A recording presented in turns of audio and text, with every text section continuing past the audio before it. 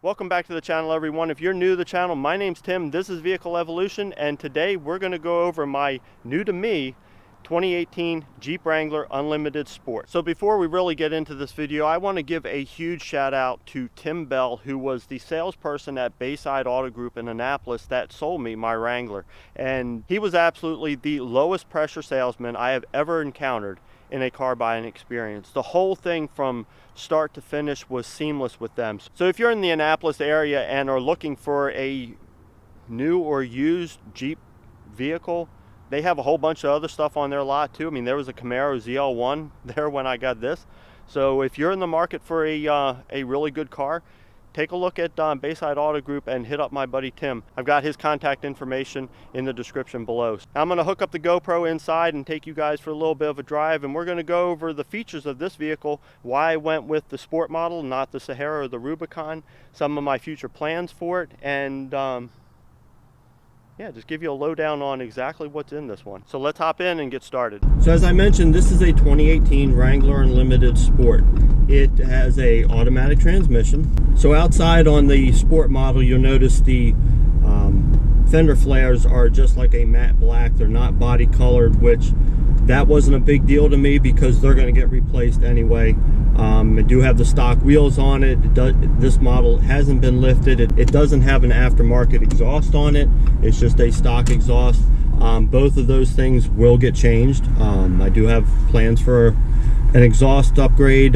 Certainly going to have it lifted. Definitely going to get bigger wheels and tires on it. You also notice that this is a soft top model, and I did that for a couple reasons. So I actually test drove a hard top version, and the noise difference between the hard top and the soft top was minimal. I mean, it really wasn't that big of a difference between going to the soft top. You know, on the JKs, everybody always said, oh, the soft top is terrible, it's so noisy, it's cold, you know, all that kind of stuff. I didn't find that with the JL. I found the soft top to actually be pretty decent. So my reason for going with the soft top is I can pull this entire top down in like 2 minutes or less. And if I'm out somewhere and get caught in bad weather, or you know, I need to put the top up, I can do that really quickly. You can't do that on the hard top version. You've got the front main panels that you can put back on as long as you've got the back part on, but you can't just take the back part with you. So that was one of the deciding factors on this. And it's a little bit more of almost a two-person job to get that back part off, and you've got to take off a bunch of bolts. I mean, they haven't made it as easy as just a snap in place type thing with a whole bunch of latches. It's a lot better than what the JK was, but there's still a fair amount of work to remove the back roof. So that was a big reason to going with the soft top. I have easy accessibility to just pulling the roof off. Now the Sport has regular halogen headlights, which is one thing that I'm not a big fan of. That will get changed probably sooner than later. So I'll update my lighting system to have LEDs both front and back and in the fog lights. The bumper is the regular JL bumper. Again, a lot of these things are things that I plan on updating and upgrading anyway, so getting them on this right off the bat isn't that big of a deal. Moving on to the inside, this is a pretty simple vehicle. I mean, they've actually added a lot more of the creature comforts to the JL series, which is a little bit of a bone of contention amongst all the Jeep enthusiasts, where they feel like the Jeep needs to just be a bare bones rugged utilitarian vehicle. And I get that, and I totally understand it, but there's some things that are just nice to have, because let's face it, our Jeeps are going to be on the road more than they're going to be off-road for the most part. I mean, this is going to be my daily driver. So having some of the creature comforts to be able to daily drive with, as well as make the off-roading experience a little bit better, is a nice thing to have. So this vehicle has the cold weather package, which means I have heated seats. I have a leather heated steering wheel, which has come in very handy already. I have the regular base factory 5-inch Uconnect display, which I honestly am not a huge fan of, but it wasn't a deal breaker because I don't use, even in my Genesis, I don't use Apple CarPlay that much. Plus it's something where if I wanted to, I can actually update this system and get the 7-inch Uconnect display with the with Apple CarPlay and Android Auto, which I may do at some point, but that wasn't a huge deal for me. This one has power windows, power locks. It's got everything that I really need. It's got cruise control, so it really has the basic creature comforts that you would want to have in pretty much any vehicle. One of the things that I noticed right away as soon as I got in the vehicle was how much room there is in here. I mean, you have a ton of headroom because of the top. Even the hardtop version had a lot of headroom. When you get into the back has a lot of space. I mean, I can sit very comfortably in the back seat. For an average sized person, this has got plenty of space. The back trunk area has enough space. It's certainly adequate for what this vehicle is. The only thing I would have liked to see is that there would be some place to stow the vinyl windows on the back, so that when you have the top down, you have a place to store those windows and still utilize the trunk area. But again, not a big deal. Let's move under the hood of this bad boy. So this one has the 3.6 liter V6 engine. Again, everything under here is bone stock. There are no aftermarket intakes or anything like that. If you've certainly followed my last build, you'll know that will probably change. But I do have the V6 engine, and it surprisingly has really good get up and go. It produces about 290 horsepower. Which isn't bad for the size vehicle this is and the weight of the vehicle. When you get on it, it does accelerate. I mean, it's not fast by any stretch, but it's certainly adequate for what it is. Now, a V8 would be awesome, and they just announced the Wrangler 392, which has the Hemi engine in it. But the engine compartment, very clean. Everything with this vehicle, with the exception of some scuff marks on the vinyl windows in the back, everything in it is very clean. I mean, it had one owner.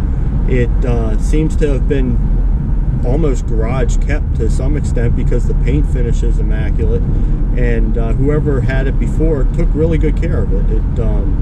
It really runs and looks like a brand new vehicle. So let's get into the why did I get the Sport and why wasn't I looking at the Sahara or the Rubicon. Well, let me be honest with you.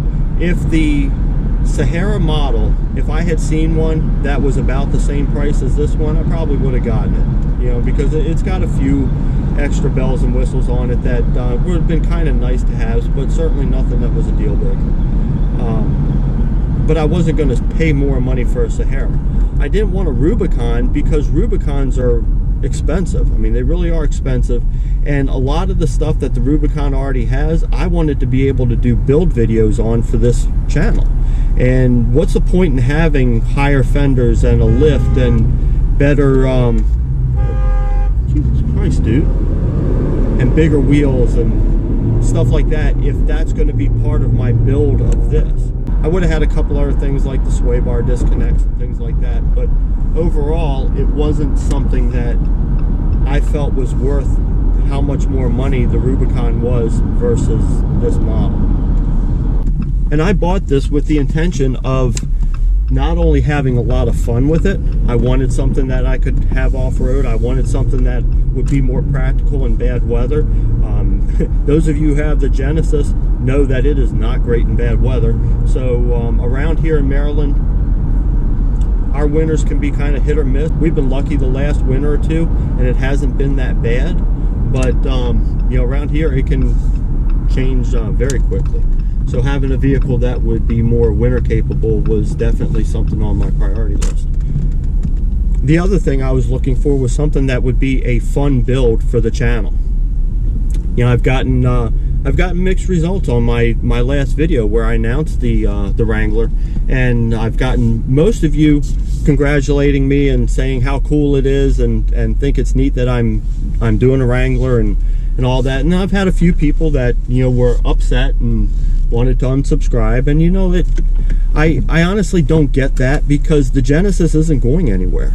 The Genesis is staying. I'm going to be doing more stuff with it, and if you subscribed for the Genesis content, it's going to still be here.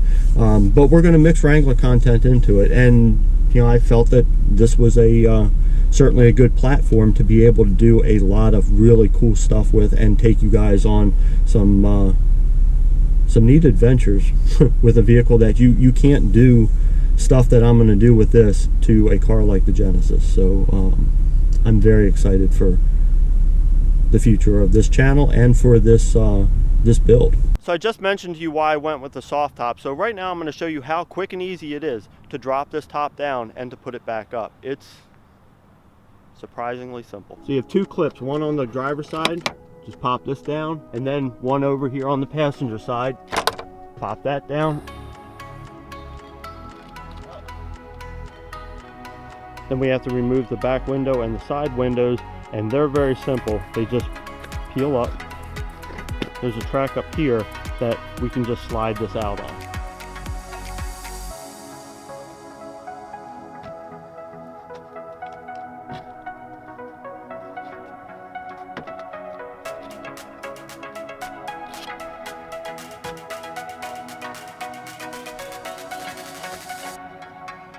Once the windows are off, there's a lever right here. You just pull that. You flip the locks that are right here, and that keeps this whole back thing from flying up when you're on the road. It's that simple. And now I've got the top down, and if I needed to put it up, I could do it relatively quickly. That is a big plus to having the soft top. And again, like I said, the noise difference between the soft top and the hard top is very, very minimal on the JL. So I'm going to do a video on the things that I really like about this vehicle, and then a video on the things that I think they could have done a little bit differently. So certainly keep an eye out for that. They'll be pretty cool. If you like this video, please smash that like button. If you haven't subscribed yet, please subscribe. But that's all for me for now, guys. Until next time, take it easy.